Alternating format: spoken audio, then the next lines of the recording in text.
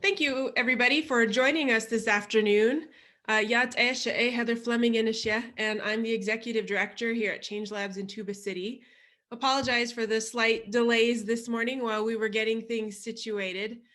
I'm going to start off by telling you all just a little bit about Change Labs before handing it over to my colleague, Jessica Stago, who's leading today's workshop. Our mantra at Change Labs is growing future native change makers. And Jess, if you could advance the slide, I can say exactly what it is that Change Labs does. So we provide creative workspace, tools, resources, and knowledge specifically for Native American entrepreneurs. And if you go to the next slide, I am going to explain what we do based on the most common questions that we get asked at Change Lab. So first and foremost, how do I start a business? There's a few ways that we help people navigate this question. First and foremost, our business incubator, which, by the way, the applications are open now. Each year we select 10 to 20 high potential Native American entrepreneurs to help start or grow their business idea. This program is led by Jessica, who will be leading today's workshop, and our colleague Trish. And it's a 12-month program, and it's immersive training, it's peer networking, it's mentorship, and it's also access to funding. I mean, if you join today's call, then you might be interested in that. And as I mentioned, the applications are open through February 19th. You can find more about the Change Labs Business Incubator at nativestartup.org/incubator. And the other way that we can help you with that question, how do I start a business? On the next slide, I can talk a little bit about the business coaching that we offer. So every Monday, our team of coaches is available from 11 a.m. to 4 p.m. for free virtual appointments. And we get all kinds of wonderful questions in those sessions. People who really are asking, how do I start a business? And then other folks that maybe want to know what sort of grants or loans are out there, or the logistics of business registration or tax payments on the Navajo Nation. Any question that you have about business is open game for a coaching session. You can sign up for that on our website, nativestartup.org/events. The other big question that we get asked is, how do I create a website? Particularly relevant now during COVID times. And we have two great resources if that's your question as well. So the first resource is our design residency program. We have a resident designer. Her name is Mariah Ashley, and she's available to any Native entrepreneur who wants some one-on-one help thinking through how to create a website or any other creative marketing materials that you might need for your business. Social media filters to make all your photographs look the same. You can sign up for, or we're not doing any meetings in person right now, but you can sign up for a virtual appointment with Mariah, again, through our events page. And then if you can't make an appointment during the day, then the other tool that we have for you is our YouTube channel. So if you go to the next slide, Jess, our YouTube channel has more than 30 videos that cover topics like social media strategy, how to build a simple website. And then we also have stuff on there like how to register your business on Navajo, or why you might want to register your business on Navajo. And you can find a link to our YouTube channel, again, on our resources page, because it's kind of a long and crazy URL. All right, next slide. Okay, these are the last ones, I promise, and then I'm going to hand you guys over to Jess. So how do I get help running my business? We have two more resources for that too. We offer creative co-working space in Tuba City. So if you're running your business from your home and maybe you need to get out, or you need to print documents, you need to access Wi-Fi, we also have some marketing tools there, whatever it may be. Our co-working space in Tuba City is open to the public, it's open to the community. And usually Marcia Gray Eyes, who runs our co-working space, is also your host for the webinars. But if you go to the studio, I believe it's reopening March 1st is the tentative date. You'll meet Marcia there. You can talk with her about questions that you have, or you can just take a seat. She can help you print documents. We also have a Cricut machine there, a button maker, all kinds of fun tools that you can use to help support your business. And you can learn more about the space at /coworking on our website. And then finally, we also have developed a digital database of Native entrepreneurs across the Southwest. It's called Res Rising. And we did it because we know that there are so many great Native vendors out there that are great fits for Native businesses. If you go to the next slide, Jess, you can go to Res Rising, you can find Native photographers, graphic designers. I'm hoping that there's an accountant or two on there, but if you need help from other Native vendors to grow or build your business, I highly recommend that you check out Res Rising. There's more than 630 Native owned businesses on there, and it's resrising.org. All right, that was a long spiel from me. And I'm not Marcia Gray Eyes, but if you have more questions, I highly encourage you to reach out to Marcia. This is her email, and there's also our website if you just want to learn a little bit more about Change Labs. And then there's a few ground rules that I want to cover before I hand it over to Jess. We kindly ask that everybody stay on mute until Jess pauses for questions, or there's also a Q&A at the end, because we are recording this session for YouTube. And the recording will be available to all of you, to the general public, usually within 24 hours after we finish the session. So if you have to sign off early, or if you know somebody who wasn't able to make it, we'll make sure that you get a copy of the link so that you can rewatch today's session or send it around to folks that you think might be interested. And you should feel free to I cannot speak today, to type your questions in the chat window. Myself and my colleague Christine will be monitoring the chat window for Jess, and I'm sure she'll be fielding any of the questions or the comments that you put up in there at various points throughout the presentation. All right, now I'm going to hand it over to the fabulous Jessica Stago, but thank you all for joining us today. Thank you, Heather.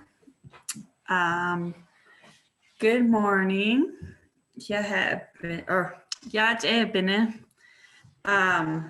I was ready to sign off already. No, just kidding.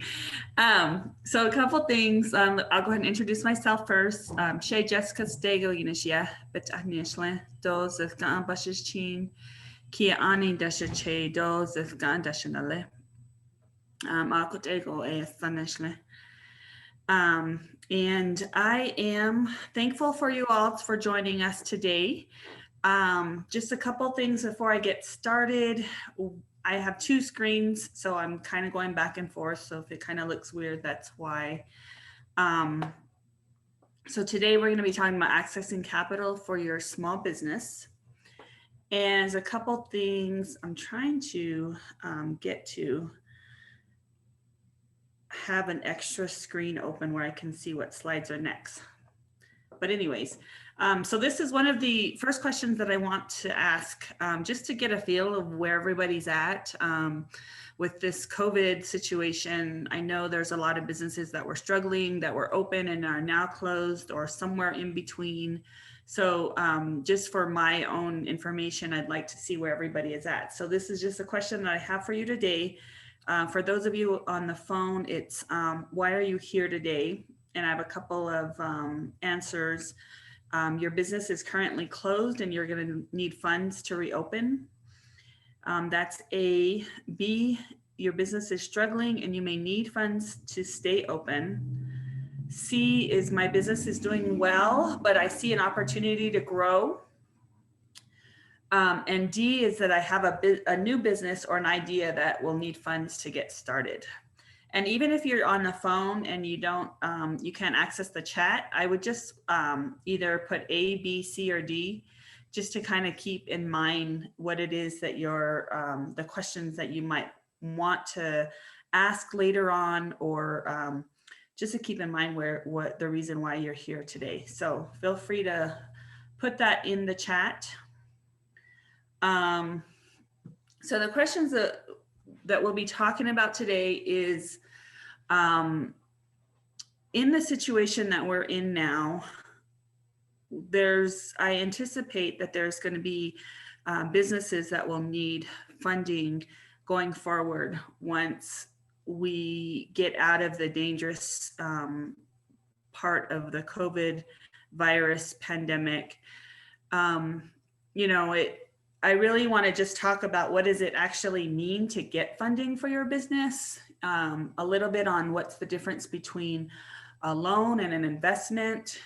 There's just a lot of changing dynamics in the way that you can fund your business. And so I just want to talk about that a little bit. You know, what are the options that you have to fund your business? What does it take to actually get a loan and an investment? And if you're just curious about how you should be looking at your business, if that's the direction that you feel like you need to go. So what we're not talking about today is any of the specific loans or grants that are out there right now. So there are a lot of there's a lot of programming that's out there right now. There's the EIDL, there's the PPP from the SBA, there's the Navajo CARES Act program that ran through late last year. So there are other resources available for that type of information. You can reach out to the Small Business Development Center. In fact, I think the Gallup Small Business Development Center has a webinar today at 1:30 on the PPP. So you might want to attend that if you are looking for information on that. There's also SBDCs, Small Business Development Centers with Northland Pioneer College, Coconino Community College. I know there's an office in Page. So there's other resources out there, and we're happy to help you find somebody if you need help with that. We can also help you in our coaching sessions. So just keep that in mind as well. The Danette Chamber of Commerce has a weekly conference call on Mondays. And a lot of times the SBA administrator is attending those calls so that she can update businesses on those programs. So just to let you know about that as well. So the different types of funding that we have that are pretty much available. And today we're sort of going to be going back and forth between all of these four things. The main thing that I want to talk about is how do you be ready for funding when it becomes available? How do you get ready? How do you stay ready? And really, how do you look at your businesses from a financial perspective? You know, how do you even know what funds you need to start or grow your business? How do you determine what's the best, where you should put your resources, where you should put your time? If you should be putting your time in grants or looking for grants or looking for funding or an investor. So these are the four different types of funding and that you may or may not have realized was available. So by far the most common way that people fund their business is through self-financing and friends and family. And so, yes, a lot of people, most people, you know, they call it bootstrapping, but they put their own resources toward their own business and they get as far as they possibly can with their own financing, the funds that they have available, either through saving, or they may take out some of the retirement, or which is, you know, that's a whole nother question about whether that's a good idea or not, which we can get into another time unless somebody has a specific question. But most people just see cash coming in and out of their business, and they don't really know the extent of how to manage their finances so that they can determine what's the best way to fund the business. And so they also only know one way of funding their business, which is a lot of times yourself, right? That's the only option that you have. And when I put friends and family on here, because outside the reservation and places that you hear about in the news or, through social media, you hear a lot about how there's a friends and family round and, somebody has family that's willing to invest in their business. So it might be like 10,000 or 20,000, 25,000, somebody that they're able to give you to start their business. Most of us as native entrepreneurs don't have that option, but you do have a lot of friends and family in your circles that believe in your business, that believe in you, that want to help, and may have different ways that they can help, at least if nothing else, to save you cash. So you might have a friend or family that's really good at spreadsheets, and they've been bookkeeping for another company or for the tribe or even the chapter. Reach out to them and have them help you to at least organize your finances in a way that works for you. Or talk to them about, how does this normally work? If I want to set up my bookkeeping, what are the things that I need to start doing? What should I be tracking? You might have, if you need to build something, you have friends and family. Definitely, most of us have people who in our lives that do construction and have those kind of skills, and would be willing to help you when you get to that point. So graphic designers are also another, sometimes you have a teenager that knows how to use programs on the computer and they can create things for you. So you may not have realized that as part of your ability to finance your company. So I wanted to talk a little bit about that. Second is business financing, is loans. So loans are difficult to get, and there's several types of loans. There's a term loan, and that's very similar to like an auto loan, where you have you borrow a certain amount of money and you have a certain amount of time to pay it back, 4, 5, 6 years in some cases. Your mortgage, if you have a mortgage, you might have, or some other type of building, you might have 20 or 30-year term loans. So that's what term loans are.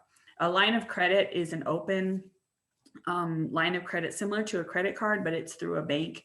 So the bank says, we're willing to give you like $10,000 just as a line of credit for your business. And those sometimes are the simplest ways, a simplest type of loan that you can get, especially if you have a bank that you've been banking with for a while. If you have a business account and they can see the way that you manage your money, they're more willing to give you a line of credit. So that's also maybe an option that you at least want to work toward. If a year or 2 years down the road, you think that a line of credit would be helpful to you in your business. Most people use line of credit for things like payroll or bills that you have that are going to be due short term, but you're just waiting for your accounts receivable. You're waiting to be paid on your contracts that you have, or maybe that you're coming up on your season. You're not quite there yet. You're running a little low on cash. You can use a line of credit to get you to the point where cash is coming back in. So those are kind of the management decisions that you need to be thinking about, and that's kind of what we'll be talking about a little bit later. The last is a credit card. You really do not want to or try to avoid financing your business with a credit card, just because their interest rates are the highest, and you just get kind of caught up in trying to pay down the credit card. So that's available. It probably is the easiest loan that is available for you if your credit is fairly good. But it's not the best way to finance your business, but it's an option. So we're going over all options here. The third type of loan that I mentioned was finance option that we have is an investment. And this one is a bit tricky. So everybody, I should have said in the loans, when we're talking about loans, obviously that money has to be repaid to the bank, to the credit card company. If you borrow money from somebody and they expect the money back eventually. An investment may be a little bit different. it may be, you know, that you enter into more of a partnership with somebody or an institution, an investment institution, in which they give you a certain amount of money for a certain stake in your business. And so you're basically, you think of your business as different parts, several different parts. And if you enter into a partnership in that way with let's just say a person, that person would own a certain percentage of your business. So 10% ownership or 25% ownership or 50% ownership. And the percentage is a negotiation between you and the person that's investing in your business. And so some of you are probably probably have seen Shark Tank. You've probably followed it a little bit. I'm trying to see if I can see the chat. I think somebody, let me, hold on.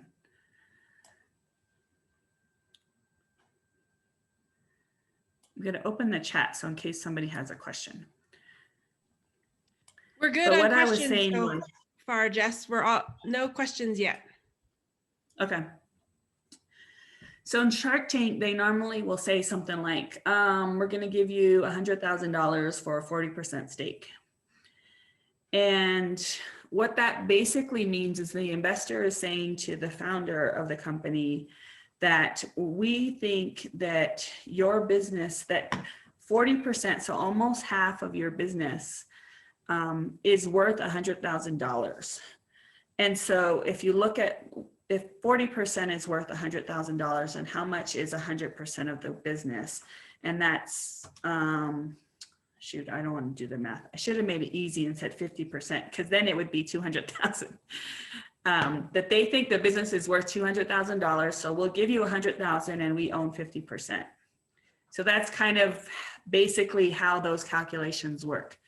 Now, if I'm a founder and I think my business is worth 500,000 and not 200,000, then that 100,000 is only giving 20% of the business and not 40%. So those are negotiations that you have with somebody who's willing to invest in your business. And there's actually, you know, even prior to the pandemic, there was a lot of interest in investing in Indigenous entrepreneurs and Native American owned companies. What makes it very difficult is that these investments, people invest in these companies for a profit. They want to make quite a bit of money off of the investment, off of investing in your business. They expect that your business is going to make, you know, a profit at a certain level, that when they sell you back your part of the business, they're going to sell it back at a higher, it's going to be worth more because of the business has become profitable. So that's how investments work. I don't know if I explained that good, but if you have questions, I can answer the questions.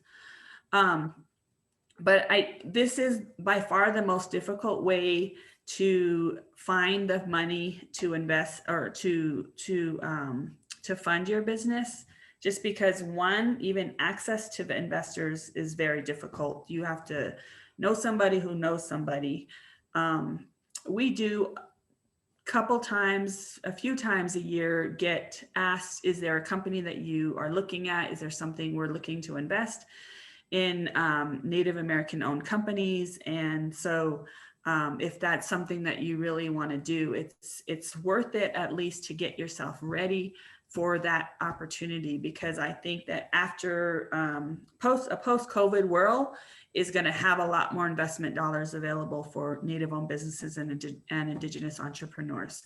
So it's best to get ready, right? That's why one of sort of the theme of this is get ready, stay ready. Right now, it might not look like there's a lot of funding available. And, you know, if you go to a bank, you're probably not going to get very far with the banking system. But I feel like these things happen pretty quickly. They change the investors get, they kind of get like, well, we want to find an indigenous entrepreneur and we have this amount of money available. Or, you know, banks tend to, several times a year, banks tend to really start being aggressive in terms of looking for a business to borrow, to lend money to. And so if you're ready, I think our biggest problem with Change Labs has been that we don't have entrepreneurs that we know are ready for that type of funding. And the reason for that is that there's other structural issues. There's difficulty finding bookkeepers. There's difficulty with accountants that are working on the res or are willing to work on the res. Like literally we can name 5 for the entire 4 corner states. So it's just, there's structural issues there too that we're looking at, but the best thing for you is let's learn how to get your business ready for that. The other part of this is impact investing. Impact investing is, there's a lot of different ways. There's tax incentives for impact investing. There's just a company that wants to do well, that wants to do good and show that they're investing in communities where there's high population of people of color or high population that are living in poverty. And so if we can build entrepreneurs in there, they can take advantage of impacts that are specifically around social issues, like poverty, the poverty level, or the population of people of color. It's kind of weird to say that, but and so there's impact investors, and all they really care about, they may not be too worried about the amount of money that they're going to make off their investment. They just want to make sure that their funds go to a company that's going to utilize them to make their company successful. And it might not be, over a short period of time. It's a much longer period of time that they're willing to stay in the partnership. So that's why I also wanted to mention impact investing. Jess, we have a question. Uh-huh. Question is from Pristine. Is the Navajo Nation CDFI a good option? Are they still in business? Do they still exist? The Navajo Nation CDFI does still exist. They are still in business. They are a good option because their lending criteria is a lot less stringent than what you would get if you go to a traditional banking institution. You might even get a better interest rate. Although right now interest rates are so low, it's really hard to even, try to find competitive rates. Most rates are less than 1% right now. So, but sometimes CDFIs take the approach that they're lending because their lending criteria is a lot less stringent than a bank, that they're taking on more risk. So their interest rates are higher than what a bank would offer. So even though, so it's sort of one of those things that if you can't get approved through the bank there's many reasons why you wouldn't get approved for the bank. If you can't get that approved, then a CDFI is an option. You'll pay a little bit more, but it is an option to get some funds for your business. And yeah, they are still in business and they do still exist. So if you have questions, the best thing I think for the Navajo CDFI, because it's a Navajo owned enterprise, go to your council delegate and ask them, how do I get a hold of the CDFI? Because I need money for my business and I'd like to put in an application. And that's probably the quickest way to get somebody to call you back. So the last option here that we're going to talk about is grants. And grants have not been available in the past. So this is something that's very new. Even with the downturn in the economy in 2008, their grants for a business were pretty much non-existent. There were some grants for companies that were in very high technology firms where they were, working on the cure for cancer, or they were working on, like the companies that first built the internet, they got grants because there was no other company or, you know, the minds that were working on that problem or that idea were the best in the world. And so, yes, the government gave them grants to find solutions and to create something that would be, you know, that everybody used. But now, as of 2020, just the because of the pandemic, because of the social justice movement, because people are realizing that the economy was built on the ability to access capital, and that and the level of poverty is increasing, and the only way to really deal with that is to give those communities access to capital. So then grants started to becoming available in smaller numbers.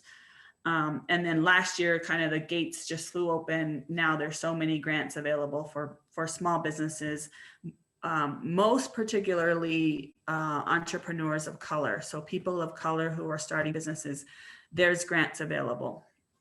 Our website has a resources page that has a list of grants. So we're not going to specifically get into any of them, but these are just some examples. The Navajo Nation CARES Act was a grant.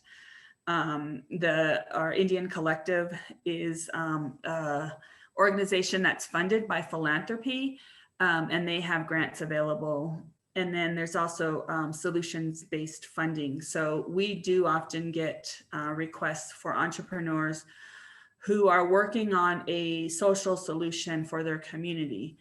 And so if you have an idea about how to solve something in your community and you're looking for funds to create that business or create that nonprofit or that organization that's going to make a big difference in your community, and there isn't something like that available, you could probably qualify for special grants that will either are available now or will be coming available very soon. So again, we want to get ready for something like that, because all of these options are going to look at the financial foundation to whatever it is that you're trying to do. You know, how much money are you putting into the business or to the organization? And we're all working on something. We've all put our own funds. So that's not the issue. The issue is, how are you managing the funds that you put into your business? So if you go and, just as an example, let's say you're providing wood to people in the community, to elders who you know don't have the family or live in a place that's really hard to get to, and you're spending your money going out chopping wood, taking it back to the res. You're spending your money doing that. That's great, and that's a strong argument for getting your business funded. But when they ask you, how much money have you spent on this, and for how long, and how many people have you provided services to, if you don't have that information, then it's very difficult for them to say, okay, well, here's an extra 5,000, here's an extra 10,000, so that you can, provide wood for another 50 elders over the next year. So there's a lot of metrics that goes into every single one of these options. And so that's what I kind of want to get into today, is how do you get yourself ready, and how do you stay ready for that? All right. So another point of interest for me is what industry is your business in? So if you just want to type your answer into the chat window.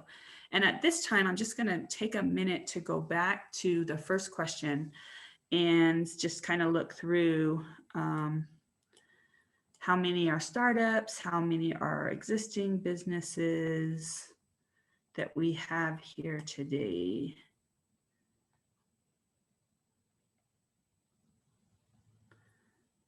Okay, this is good because I don't see a lot of A, which was that your business is closed and you're going to need business to restart. So most people are are still doing okay, some struggling, some have a new business idea, so that's awesome.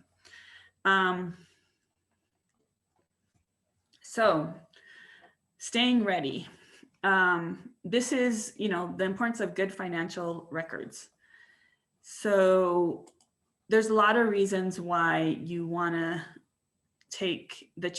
make sure that you're keeping good financial records. But I think what we want to talk about today is the ability to make decisions and the ability to plan. So most of the time, you're going about doing whatever it is that you do. Like, let's say you're hauling wood, so you're doing that every day. The least thing that's on your mind is like keeping a copy of that gas receipt, or writing down how much time you spent or how many miles you drove. I get that. Like, that's, nobody wants to do that. Like, nobody wants to do any of that. There might be, I see one person on here that I bet you she likes to do that. But I gotta also include my staff, the staff of Change Labs. There's probably one of us that likes to do that. But for the most part, nobody likes to keep track of things like that. But it's really, really important to be able to see what you're doing over time and from the perspective of your numbers. A lot of people, one of the questions we always get asked as coaches is, how do I know how much to charge? And then so we always ask, well, what are your costs?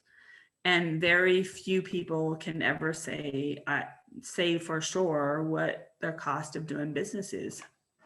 So if you have a paper or pen right now, 2 questions that you should ask yourself. And if you don't know the answer to these questions, if you're in business, then there's some work that you need to do. 1, what is your gross margin?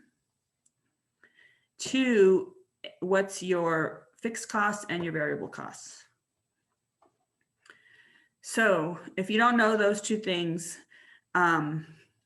it's okay. You can, you're going to have to start figuring it out. That should be sort of your mission. Like, okay, how do I figure out what my gross margin is? What do I need to do? If you have no idea where to start, you can make an appointment with a business coach and we can help you to get started on that. So as I mentioned before, the pandemic created this financial environment that's pretty much like none other. There's, tribes and institutions and nonprofits and philanthropists that are offering grants or and investments into businesses.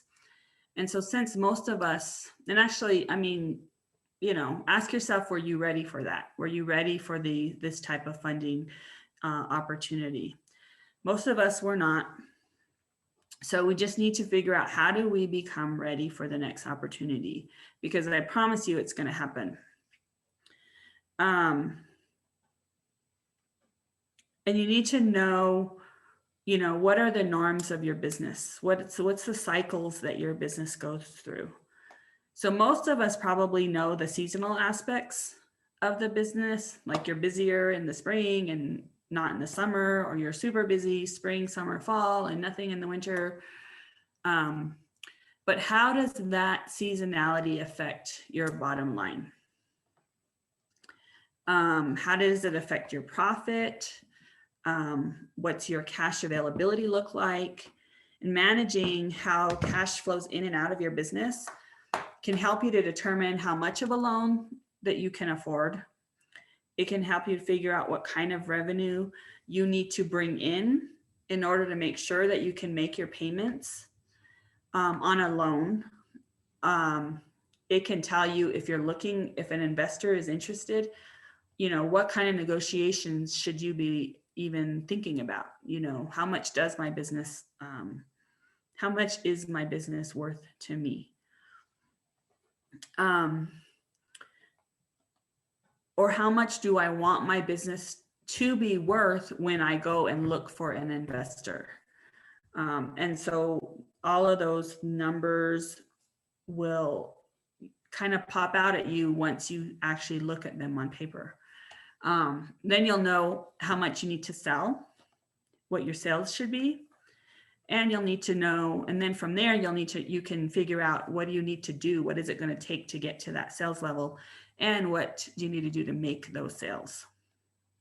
So today we're going to talk about the Pignon Fry Bread stand.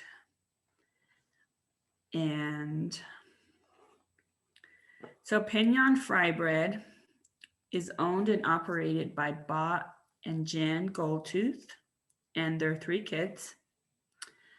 They set up at flea markets, fairs, and rodeos, and other small community events whenever they have time. They own an old travel trailer that they use for cooking, but they also have to replace, but they always have to replace parts. And sometimes Jan worries it's going to fall apart. But of course, Bob always says he can fix it. They're both worried that they don't make enough to purchase another trailer. And so it would be nice. They sort of feel like it would be nice, but they're not sure if they even want to know how much money they make. They know they work really hard. They know what it takes to continue their business. And so it's kind of scary to think about, you know, what's the actual amount of money that we're spending when we go out, or not actual amount of money that we're making when we go out and sell the food that we make, and compared to how hard we have to work. So sometimes it's, you know, there's that fear of actually knowing that information. So far, it's been enough for them to live on, as long as they're able to sell at least twice a month at the flea market. If not, then they try to make it to like a roping or even a ginger to sell burgers. So we're going to see if we can try to look at their business. And this is very simple it's a very simple income statement and cash flow statement that we're going to be looking at. So I lost the chat window again. So you guys will have to let me know if there's a question. There is a question. Okay. I'm trying to figure out where. Okay, well, I'll let you decide. It's a question from Charmaine. She says, is there a resource to find comparable business numbers? Comparable business numbers. I think I need more information about what comparable to what, or what's, you know. So if you can give me a little bit more information. Okay, so this is the Pignon Fry Bread quarterly income statement. So the first quarter, which is January, February, March, they only make about $2,000. It's the dead of winter. There's not much going on. And then as they ramp up in the summer, that ramps up quite a bit to 13,000, which is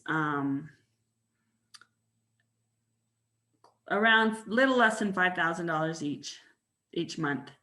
And then in the summer, going into fall, they make 5,000 a month, and then it kind of starts winding down as winter starts coming up again. So their total sales on their fry bread stand is 43,000 a year. And then you take the cost of goods sold, which is 20%, and their gross income is 34,400. So that's their sales, what it costs to actually make the product that they sell. So all of the flour and the meat, the food that goes into the products.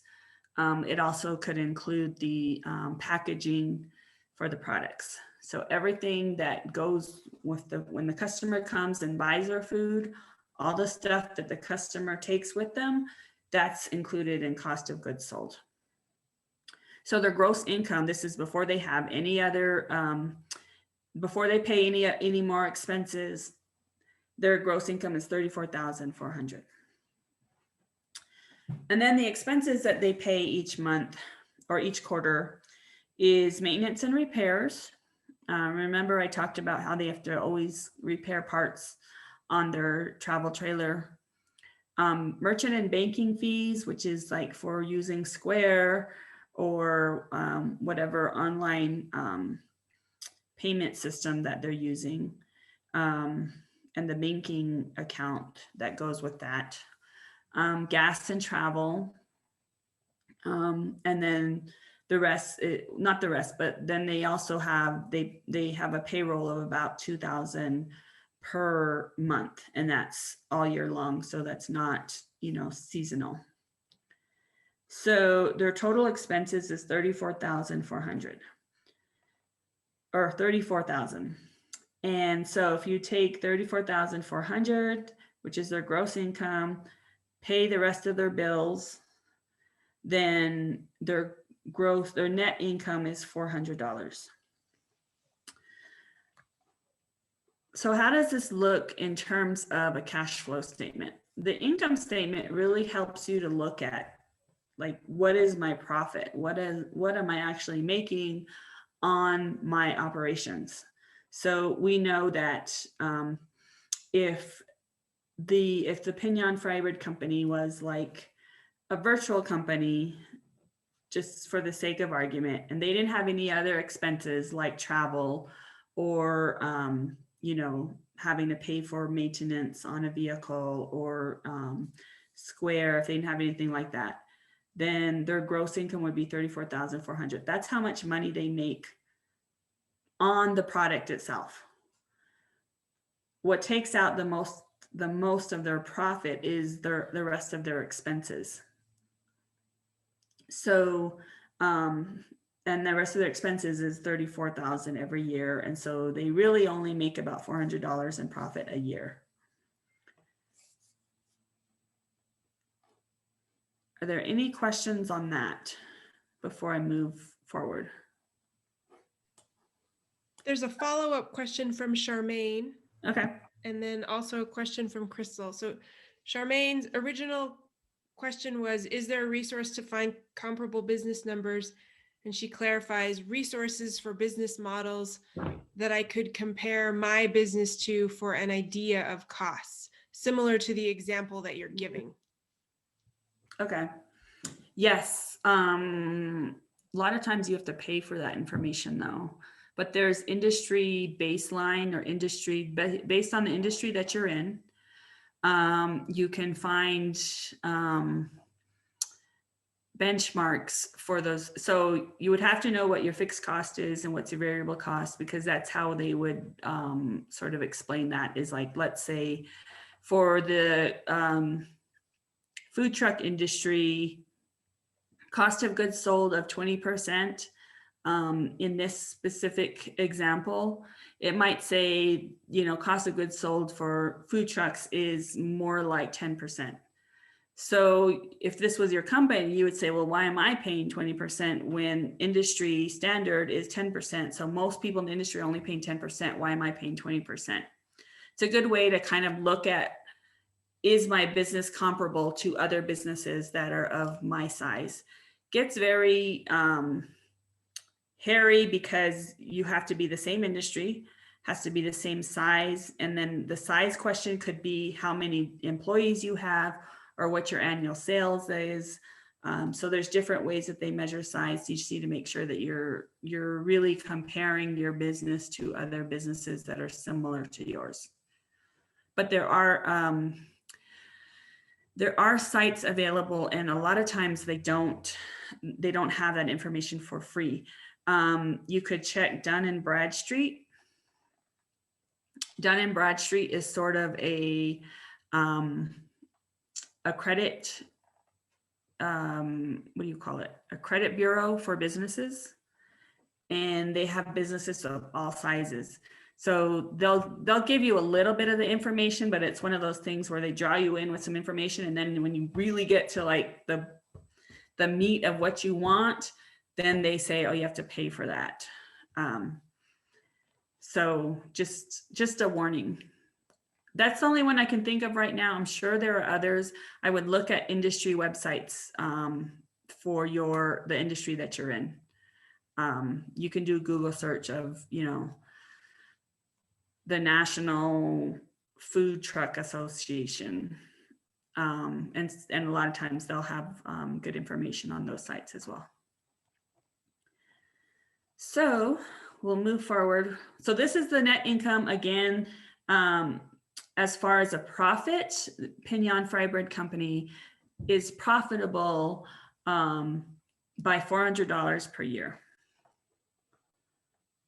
So what does their cash flow look like? So what the cash flow does is it looks specifically at what cash is coming into your business and what cash is going out. So your revenues, right now, this is the only cash that's coming into your business. So remember, our sales was $43,000 per year on the income statement. So we had a cash inflow of $43,000 per year. And that's the only cash inflow we had right now. So what are the cash outflows? Investing activities is any time that you purchase something that's for your business, that's used in the course of your business. And it could be daily operations, or it could be like a piece of equipment. But the investing activities here are actually the cost of goods sold, because you have to purchase those things before you can go out and sell them. So that's a cash outflow. So $8,600 is going out of that, the inflow that's coming in, that's being paid by that. The second is your operating activities. So these are these expenses that you had to pay. The maintenance and repairs, merchant fees, gas and travel and payroll. This is a very simple example, but that's what you would normally, that's what the operating activities are. That's cash going out of your business. So $34,000 going out of your business. Right now you have no financing activities. There's no loans that you're paying. You're not bringing in interest from having, from your business investing in other businesses or investing in the stock market or anything like that. So your cash outflow is $42,600. So this is very similar to the income statement. Your net cash flow is the $400 that you made in profits. So right now it's pretty simple, cash goes in, they make their payments, and then they have a little bit of cash left over at the end of the quarter and at the end of the year. So what we want to do is look at what happens if they want to get a loan. Let's say Jen and Bot have an opportunity to get a new trailer, and they would need to get a $10,000 loan. So by show of hands, who thinks that with this they would be able to afford a $10,000 loan? Oh, and when I say show of hands, if you could do the, what do you call that? Yeah, the thumbs up thing on the Zoom.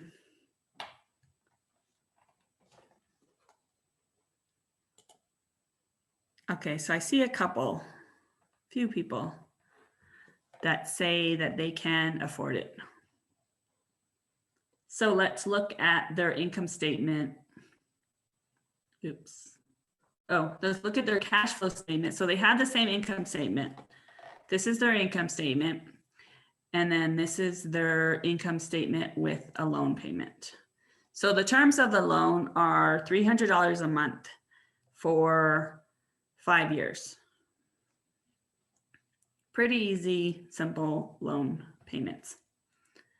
Again, we have the revenue, the cash inflow, 43,000. We still have the cost of goods sold that we're paying for, 8,600. We still have the operating activities the same at $34,000. But the $900 every quarter that is that has to be paid puts their cash outflow as $46,200. So you add another $3,600 of cash going out of their business. And so their net cash flow now is negative $3,200. Now, one thing that you want to keep in mind is that you can have a negative net profit. Most businesses will show a negative net profit, and I'll ask if anybody knows why it would be good to have a negative net profit. Most businesses carry a negative net profit. What you cannot do is have a negative cash out or cash flow. Because by the time you get to a negative cash outflow, if you're negative for too long, you're basically out of money. Like you can't even operate. You can't even pay for your gas the next day. So that's one way to kind of track what's happening in your business, is to look at your cash flow. Most people say what's the most important thing is the income statement, which, let me go back to the income statement here. Yes, it's the most important thing over time.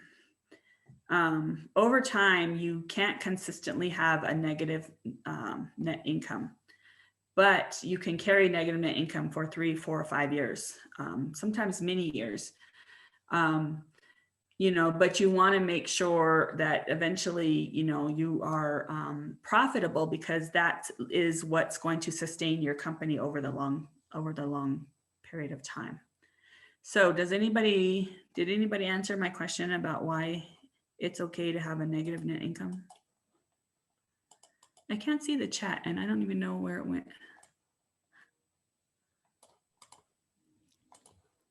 Alberta Henry says taxes. Troy says capital expenditures. And then we have 2 questions. Okay, let's stop there for the questions. All right, so the first question is from Erwin, and he says, shouldn't Pinion Fry Bread include payroll in their net income because they're paying themselves? Yes, and payroll is in the net income. It's under expenses on the income statement. They pay themselves $6,000 a quarter, so about $2,000 every month. Okay. And another question from Carrie. She says, if you're not spending time fixing it and on repairs, and now maybe you can do more events, isn't negative better for taxes? Okay. So let's answer the question about the negative net income. And you're right. You and Alberta, Carrie, are correct. Most businesses carry a negative net income because then they don't have to pay income taxes on the business. So that's kind of a little trick, a little well-known trick. The problem with that long-term is if you decide at some point that you want to sell your business, the fact that you carry negative net income over a long period of time basically means that your business is not really worth anything and it's not profitable. So selling it becomes less, the buying a business that's not profitable is not desirable. But this is also, a question about, what other benefits are there to having a business? So if you look at a nonprofit is just a business that doesn't have to pay taxes, but it doesn't mean that they can be profitable, that their profits go to the founders of the nonprofit or to any single person. The benefits of a nonprofit that shows that they can make money is that whatever their mission is gets more resources, more financial resources. So Carrie also brought up another point that I'm glad she brought up was so if you wanted to become, let me go to the cash flow statement with the loan payments. So if you look at this, you realize that in order for them to pay for that travel trailer, they will either have to what? Increase their revenue, their sales, or the other option is to decrease their cash outflow. So where are they able to decrease their expenses and thereby decrease their cash outflow? The thing as business owners and entrepreneurs that you usually have the most ability to do, or the most that you can manage, is your operating activities. So if we go back up here to their operating activities, let's look at what happens if we can reduce the maintenance and repairs costs. Because if you have a new trailer, then you're not spending so much on maintenance and repairs. You might also be able to save a little money on gas. It might be more efficient. So let's just stop there. Let's focus on reducing the expenses. So I'm going to go back to the cash flow statement, and I'm going to reduce the maintenance and repairs cost by 50%, because there's probably still some other maintenance and repairs on other equipment that they have. So this is 50% reduction in maintenance and repairs. So now let's look at what that does to the cash flow statement. So the reduction in operating activities. So we reduce our expenses from 34,400, I think, or maybe just 34,000 to 31,600. And so the total cash outflow is now 43,800.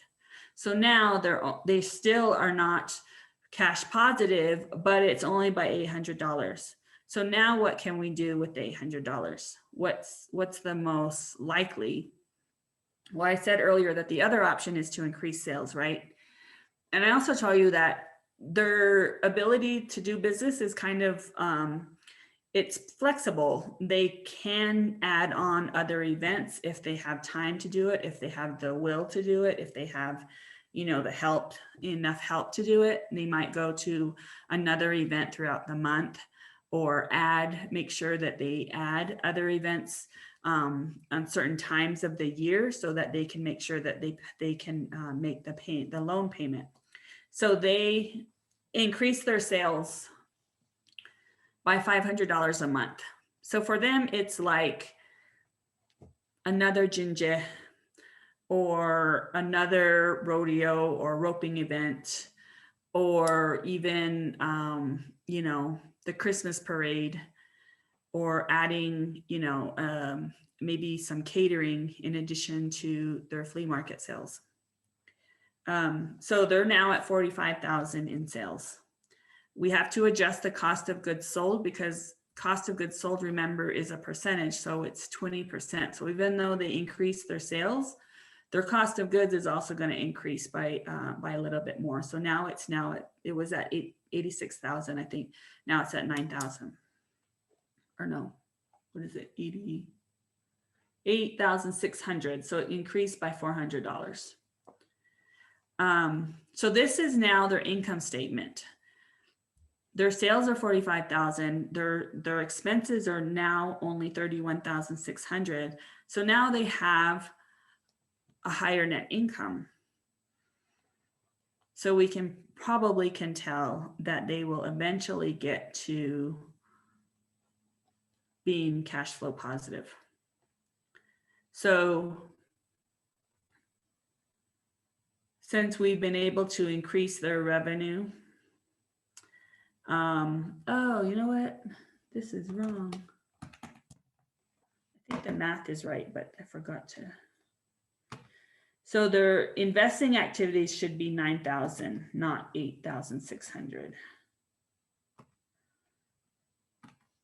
Let me do the math really quickly. So now this is actually should be $400 more. So if you take $400 off, their net cash flow is a positive $800. I kept going back and forth through these slides, so I knew I made a mistake somewhere. So I apologize for that, but their net cash flow is now positive $800. So are there any questions on that? So over time, One of the things that that you could look at is now that they've increased their net income, right?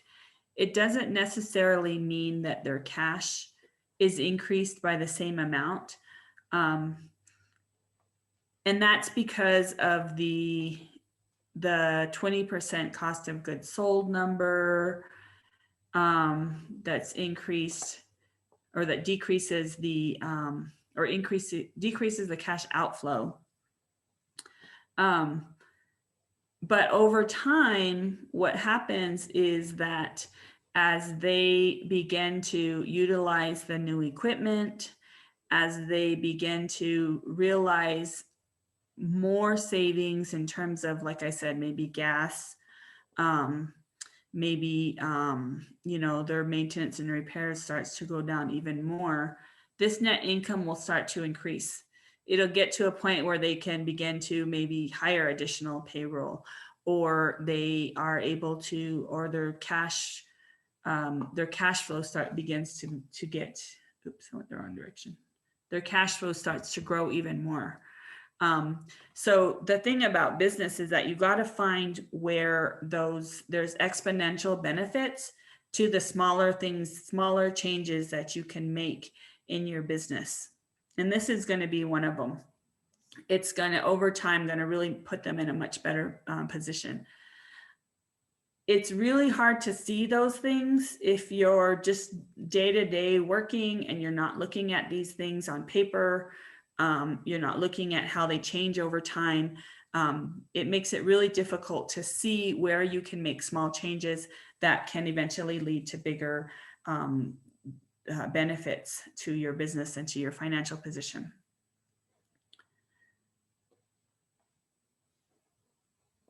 So this was a loan. What if there was a grant that was available, or an investor? Let's just go, to keep it simple, let's go with the grant. Let's say, again, the Navajo Nation said, we want to support our businesses with equipment loans or equipment grants. So we're going to make a certain amount of money available for grants to purchase new equipment to help your businesses. So they apply for the grant, they give them their financial, their income statement. They can see that they're profitable. They can see that reducing their maintenance costs could make their business even more profitable and even more stable for the longer term. So they decide to give Pinion Fry Bread a grant. So how would this look? It doesn't change very much on the income statement because they're not selling anything for the $10,000, and it's not costing them anything more than what they would be paying. So it doesn't really show up on the income statement as a grant. But if you look at their cash flow statement, so now we add the $10,000 to the $45,000 in sales. And so their cash inflow is now $55,000.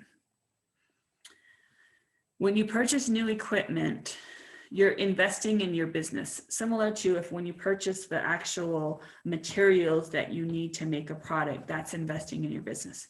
So they're purchasing a travel trailer. I assumed that they would purchase the travel trailer early in the year.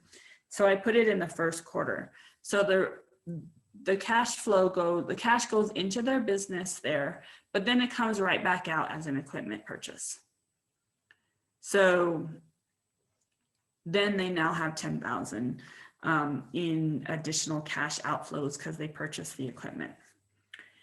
So now their total cash outflow is $50,200. But you see that their net cash flow is now $4,800.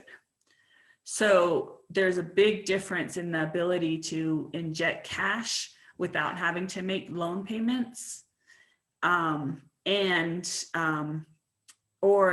having to, inject cash, but then over time you're making payments. So it creates another cash outflow.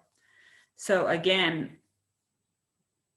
pretty much the same thing is going to happen, but there's a big cash inflow into the business and investment into the business that's going to result in a better cash position. Anybody have any questions on that? This is just a very simple example. Some of you might be thinking about, well, you know, how does the equipment, having a piece of equipment, affect the business long term? And that is really then looking at the balance sheet. So we could continue with this same example and showing over the long term, but I didn't want to get too much into that because that can be very difficult to sort out. But the remember in the beginning of the webinar, we talked about how much your business or how much your business is worth to you as an entrepreneur. And that's where you would see the an increase in the worth of the business because they were able to purchase a large piece of equipment. The business owns that equipment if they purchase it with a grant. And so it adds to the worth of the business. Now, if the business is purchasing that equipment by a loan, then it doesn't do anything for the worth of the business, because yes, you're purchasing a piece of equipment that's worth $10,000, but over time you owe somebody $10,000 for that equipment. So it kind of cancels each other out. So it's always best to get a grant. It's always best for financially if you can get an investment, but those are just much more difficult to do and to negotiate and to figure out what's the best investment deal that you can get. It's just difficult to find. So in conclusion, getting ready is really just about tracking your day-to-day movements, what you spend your money on, what happens to that thing that you spent the money on. If you purchased materials, does it automatically just get sold, or how long do you hold on to that material? If you purchase something like a vehicle, how long are you going to use that vehicle? Are you going to be able to depreciate the expense of having that vehicle? You know, there's some big benefits to keeping things like mileage. Most people know that. Most people know that there's, you know, you can be paid 55 cents a mile on the when you're using mileage for your business. But all of those things is just, it could be very simple as keeping a, you know, sheet of paper per day, a daily log of this is what I spent, this is what I was paid by customers, this is how much time I was on the job, this is who I paid to help me with whatever job it is. All of those things will help you to get ready for an opportunity. If an opportunity that comes along in terms of getting a loan or getting an investment. The bank that you use does matter. You want to make sure that the bank that you have keeping your funds and managing your funds is there to support your business. If you're just another customer to them and you can tell that, it's worth it to put some time into finding a bank that will look at what you're trying to do, that will consider that you've done the work to manage your finances, you've done the work to make sure that your cash flow is strong, or your cash flow, that you're meeting your cash needs, because that can go a long way in getting a business funded in sometimes a very difficult atmosphere. Things change a lot. Sometimes it's really difficult to get a loan, like literally nobody's getting loans. Sometimes it's, you know, they're trying to find people to give money to. Staying ready is about keeping up with your cash flow, managing your cash flow to make sure that you're meeting your cash needs when a bank can see that, a bank can tell that, okay, their cash flow gets really low at this point, they always put some of their own funds into the business, which means that they have a plan for long term. They have a plan to take the funds out of their business at some point to pay themselves. But for now, they're managing to make sure that their cash flow always stays positive. A good bank will help you to say, look, we can give you a line of credit to help you with that, so you don't have to use your own money at this point in time. So a lot of different ways that you can do it. And I think a lot of people are afraid to even try, or to go to their bank and say, this is my business, this is what I do, what can you do to help? But don't be afraid to do that. So,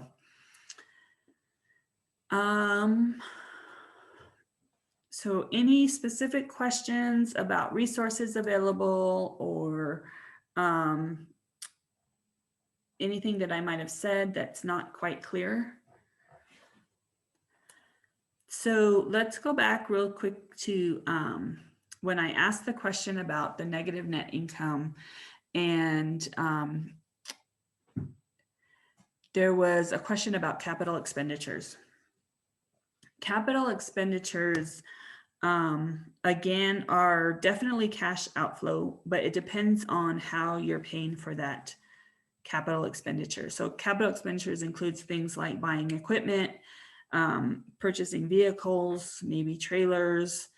In the wood hauling business that I mentioned earlier, it's purchasing the chainsaws, maybe the trailers, anything that you're going to use over a certain period of time.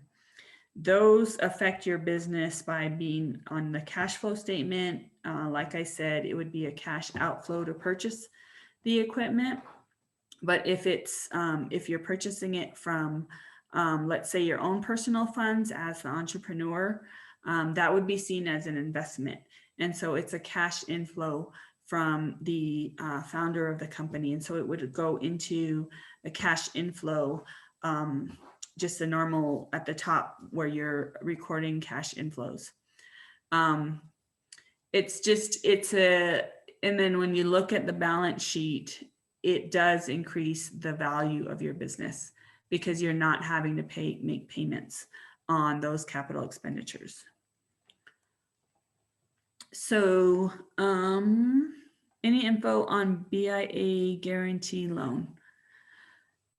So the BIA guarantee loans are helpful.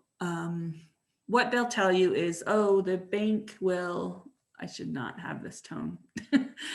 What they do is the bank will have will say that you're a higher risk.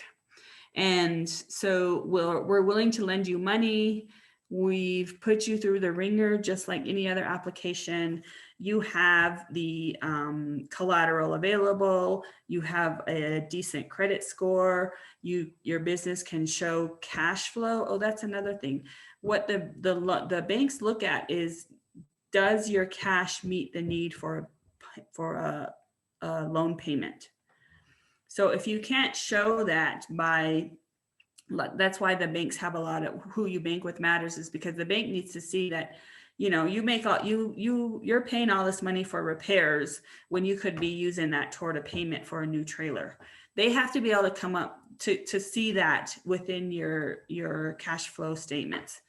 But for BIA loans, you might be able to show all of that, and they'll say, well, you live on the reservation. Your business might not even be on the reservation, but you live on the reservation, so you're a higher risk. So we're going to ask the BIA to come and guarantee the loan for us. And then that's just another step, more paperwork, that the BIA comes in and says, okay, this is our program. We will guarantee that if this loan defaults, we'll pay the principal of the loan amount of the loan.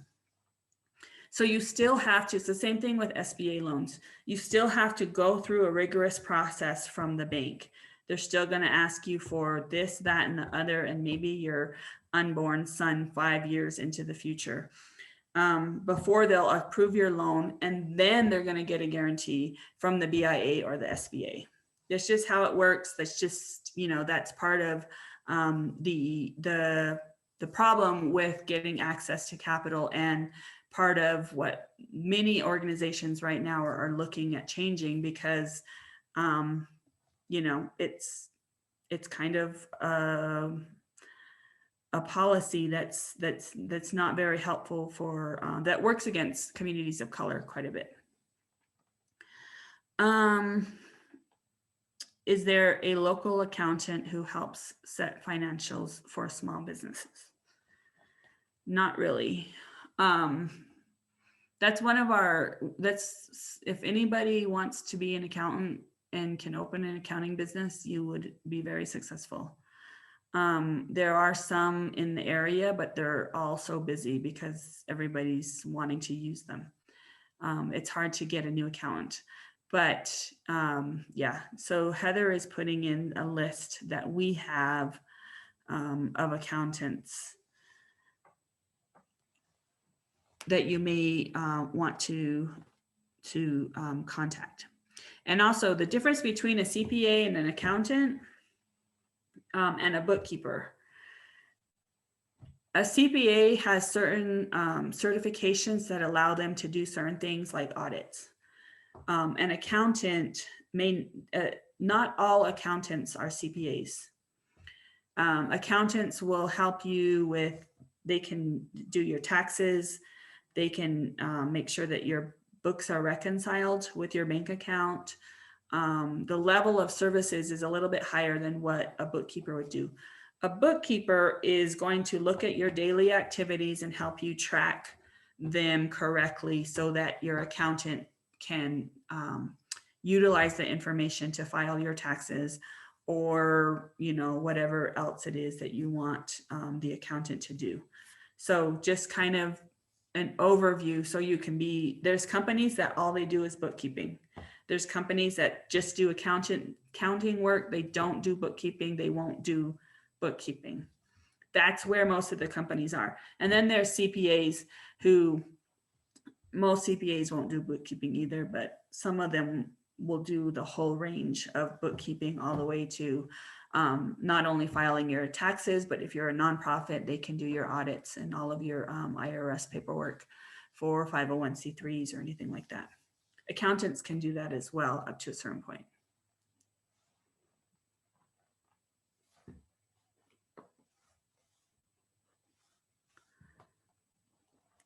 All right, we are right at 12:31. So if nobody else has any questions, thank you for attending today. As Heather said, this is Marcia's email address, and Marcia is our director of co-working. I'm the director of business incubation. I run the incubator. Please don't forget to apply if you're interested in the business incubator.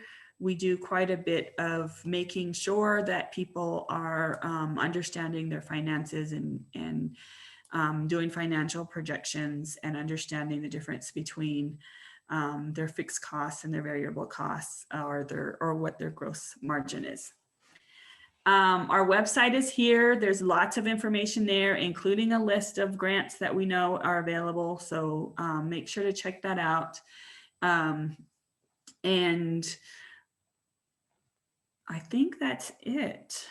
Yeah, everybody, for attending, and I appreciate you spending this time with me.